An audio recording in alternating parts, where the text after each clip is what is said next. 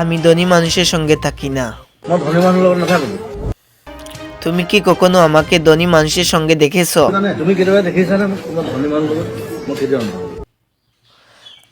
প্রোগ্রামে বড়লোকদের সঙ্গে আমি আধা ঘন্টা 1 ঘন্টার মতো থাকি, তারপর ফিরে আসি। কিবা প্ৰগ্ৰেম পালিছে ক'ৰবাত, তাত গৈছোঁ মই আধা ঘণ্টা 1 ঘণ্টা সময় গুচি আহিছোঁ।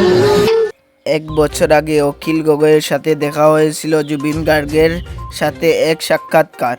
এক অনুষ্ঠানে গিয়ে একই হোটেলে দুজনে দেখা হয়েছিল এবং তখনই অখিল গগৈয়ের সাথে জুবিন গার্গ অনেক কথা বলেছিলেন। তাতে এমন কিছু কথাবার্তা ছিল যা অসমবাসীর নজর কেড়েছে। জুবিন গার্গ বলেছিলেন, অখিল, আমি কিন্তু ধনী মানুষের সঙ্গে থাকি না। তুমি কি কখনো আমাকে ধনী মানুষের সাথে দেখেছো? আমি প্রোগ্রামে বড় লোকদের সাথে আধা ঘন্টা 1 ঘন্টা তো থাকি, তারপরে আবারও চলে আসি। মই মদ খালে মই অকলে খাম।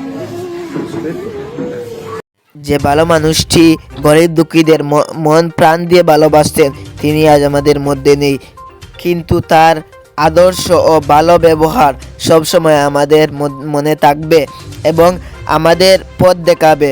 মানুষের আদর্শ কখনো মরে না।